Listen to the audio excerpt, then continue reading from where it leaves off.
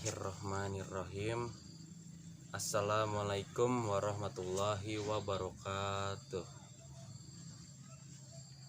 Innal hamdalillah nahmadu wa nasta'inuhu wa nastaghfiruh wa na'udzu billahi min syururi anfusina wa min sayyiati a'malina. May yahdihillahu fala mudhillalah wa may yudhlil fala hadiyalah. Hamdan wa syukran lillah alladzina an'amana bi ni'matil imani wal islam. Allahumma sholli wa sallim wa barik ala sayyidina Muhammadin wa ala alihi wa sahbihi ajmain. Amma ba'du. Ya ayyuhan nas, usikum wa nafsi bitaqullah wa ta'atihi la'allakum tuflihun. Ya ayyuhalladzina amanu taqullaha haqqa tuqatihi wa la tamutunna illa wa antum muslimun. Ya ayyuhalladzina amanu taqullaha wa kunu ma'as shodiqin. Ma'asyiral muslimin wal muslimat, jamaah salat Jumat yang dirahmati oleh Allah Subhanahu wa taala. Puasa adalah ritual klasik yang terdapat dalam semua agama wahyu. Inilah sebagaimana yang disebutkan oleh Allah Subhanahu wa taala dalam firman-Nya, kama kutiba alal ladzina min qablikum, dalam Quran surat Al-Baqarah ayat 183. Hal ini sebagaimana diinstruksikan kepada para nabi-nabi terdahulu sebelum Nabi Muhammad SAW. Bagaimana persisnya cara umat-umat nabi pada zaman dahulu berpuasa tidak dapat secara pasti kita tentukan, mungkin begini, mungkin begitu. Dan jelas syariat Nabi Muhammad SAW merupakan syariat yang paling mutakhir, yang telah menganulir sekaligus mengintrodusir bentuk final tata tertib puasa bagi kaum beriman, sehingga menjadi tata tertib puasa yang kita jalani sekarang ini. Artinya, cara berpuasa yang tidak sejalan atau berbeda dengan regulasi yang telah ditetapkan oleh syariat Islam dianggap nihil. Ditilik dari sudut semantik, lafaz syam yang dipakai oleh Al-Quran sebagai puasa asalnya mengandung dari makna menahan atau menahan diri, yang merupakan bentuk kata kerja refleksif dari sama yasumu. Namun dalam konteks syariat Islam, puasa atau syam ini adalah menahan diri dari makan dan minum serta kegiatan seksual, mulai dari terbitnya matahari hingga terbenamnya matahari, dan tentu saja karena Allah Subhanahu wa taala. Khususnya pada bulan suci Ramadan, puasa merupakan kemestian perorangan setiap individu yang berakal dan tumbuh dewasa, dengan beberapa pengecualian yang diuraikan sebagaimana dalam Al-Quran dan hadis.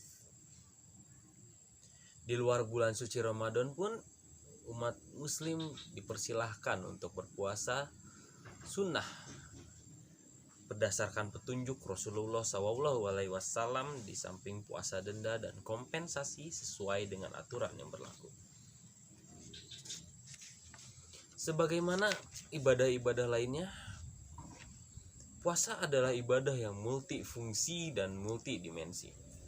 Ada 5 fungsi dan 3 dimensi puasa bagi orang Islam.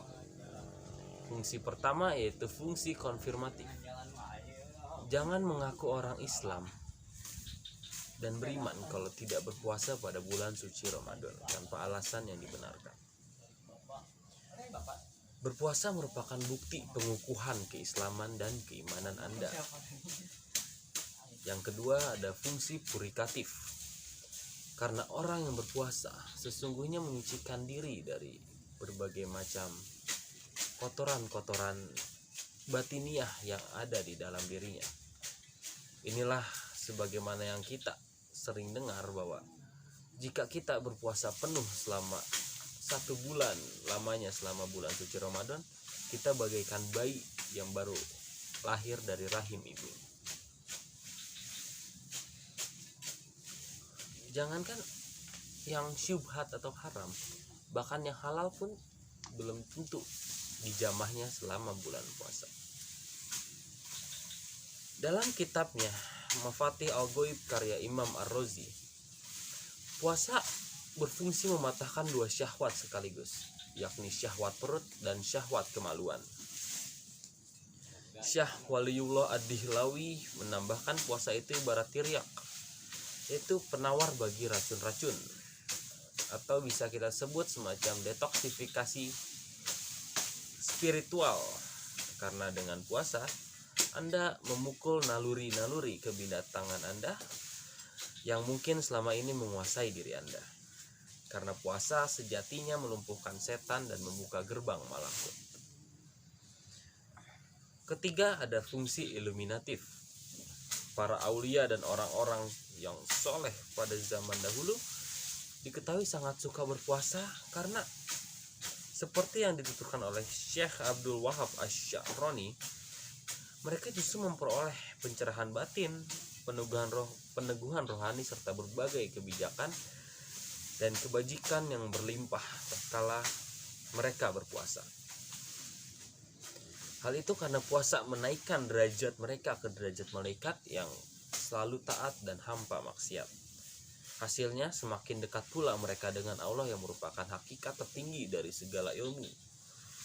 Karena puasa juga menjernihkan ruang komunikasi spiritual antara alam nasut dan alam malakut. Sehingga pada saat-saat puasa, sinyal-sinyal makrifat akan lebih jelas, mudah dan banyak ditangkap. Fungsi keempat ada fungsi preservatif. Karena selain menyucikan jiwa dan mencerahkan ruh nurani, ibadah puasa juga berdampak positif pada kesehatan. Sebagaimana sebuah hadis yang disandarkan oleh Rasulullah SAW, sumu tasihu, berpuasalah niscaya kamu sehat, yang diriwayatkan oleh Imam At-Tabrani dari Abu Hurairah radhiyallahu anhu. Meskipun jalur transmisi hadis ini masih diperdebatkan, kebenaran muatan atau isinya sudah banyak dibuktikan secara ilmiah dan medis. Karena kalau kita makan 3 kali sehari, maka rata-rata tiap 8 jam lambung kita mendapat tugas baru. Padahal ketika makanan turun dan dicerna oleh lambung, itu memerlukan waktu sekitar 8 jam. Begitu juga ketika masuk ke usus memerlukan waktu 8 jam. Yang mana artinya tubuh kita terus-menerus bekerja tanpa istirahat sama sekali. Sehingga puasa ini memberikan interval waktu bagi organ-organ pencernaan tersebut untuk merenovasi sel-sel mereka yang rusak dan memberikan kesempatan energi tubuh memenuhi kebutuhan organ-organ lainnya. Benarlah sabda Rasulullah, likulli syai'in zakah wa zakatul jasad as-shaum. Segala sesuatu ada zakatnya. Zakatnya tubuh adalah puasa. Hadis riwayat Imam Ibnu Majah dari Abu Hurairah radhiyallahu anhu, nomor hadis 1745. Bahkan penelitian terbaru pun menyimpulkan bahwa puasa selama Ramadan dapat menurunkan risiko kardiovaskuler melalui perubahan komposisi tubuh, tekanan darah, dan plasma kolesterol. Sehingga tidak ada yang perlu dikhawatirkan dari puasa, walaupun pada musim panas yang waktu siangnya lebih panjang seperti di Eropa dan Australia. Karena pada dasarnya manusia yang sehat dapat bertahan hidup 50 hingga 75 hari tanpa makanan, asalkan tidak terkena zat-zat toksik dan juga tekanan emosi. Karena diyakini cadangan lemak pada tubuh manusia dapat bertahan selama lebih dari seminggu. Kelima, di atas itu semua, puasa berfungsi mengubah, yakni fungsi transformatif. Puasa seperti disyariatkan oleh agama dapat mengubah diri Anda menjadi orang yang lebih bertakwa. La'allakum tattaqun, firman Allah dalam kitab suci Al-Quran. Sebagaimana kalau militer merubah orang yang lemah lembut menjadi keras, maka latihan berpuasa selama bulan Ramadan dapat mengubah seseorang yang tadinya fasik atau munafik menjadi soleh dan bertakwa kepada Allah Subhanahu wa Ta'ala. Hal ini cukup logis karena mengingat bahwa puasa ini merupakan ibadah pribadi, ibadah rahasia, bukan ibadah publik yang dapat disaksikan oleh orang lain sebagaimana sholat, zakat, dan haji. Hanya Allah dan kita sendirilah yang sebagai pelakunya yang dapat mengetahui apakah kita berpuasa atau tidak.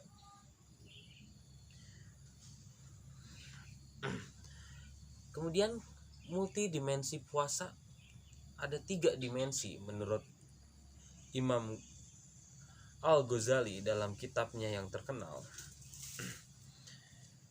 bahwa dimensi puasa yang baik diketahui jika kita menghendaki hasil optimal sebagaimana tersebut di atas, dan bukan sekedar hasil minimal, yaitu gugurnya kewajiban dan tetapnya identitas diri sebagai mukmin muslim.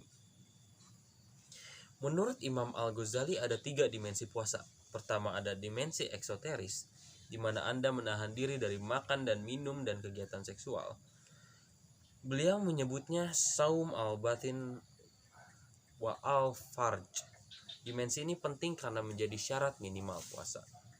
Kedua ada dimensi semi esoteris, di mana seorang itu tidak hanya berpuasa perut dan kemaluannya, tetapi juga panca indera dan anggota badan lainnya, yakni apabila ia mengunci penglihatan, pendengaran, dan kaki tangannya dari segala yang haram dan syubhat. Imam Al-Ghazali mengistilahkannya sebagai saum al-jawarih. Dan yang ketiga adalah dimensi esoteris, di mana Anda berpuasa total, mencekik syahwat badania dan syahwat batiniah sekaligus. Namanya saum al-qalb, yaitu apabila hati dan akal pikiran pun berpuasa dari berbagai keinginan, kerinduan, dan harapan kepada sesuatu dan siapapun, melainkan hanya untuk Allah Subhanahu wa Ta'ala. Hal itu diungkapkan oleh Imam Al-Ghazali dalam kitabnya Ihya Ulumuddin juz 30.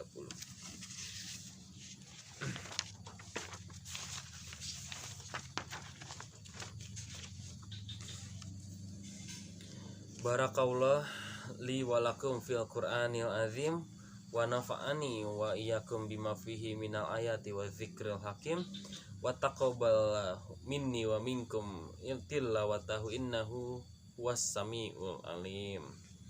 Aqulu qouli hadza wastaghfirullah al-azim li walakum innahu huwal ghafurur rahim. Innallaha wa malaikatahu yusholluna 'alan nabi ya ayyuhalladzina amanu shollu 'alaihi wa sallimu taslima. Allahumma ighfirli muslimina wal muslimat wal mu'minina wal mu'minat wal ahya minhum wal amwat innaka sami'un qaribun mujibud da'wat wa qadiyal hajat. Innallaha ya'muru bil adil wal ihsan wa itai dzil qurba wa yanha 'anil fahsya wal munkar wal baghi ya'idzukum la'allakum tadzakkarun. Uzkurullah al-azina yazkurkum washkuruhu ala ni'amihi yazidkum was'aluhu min fadlihi yutikum wala dzikrullahi akbar. Aqimus sholah. Wassalamualaikum warahmatullahi wabarakatuh.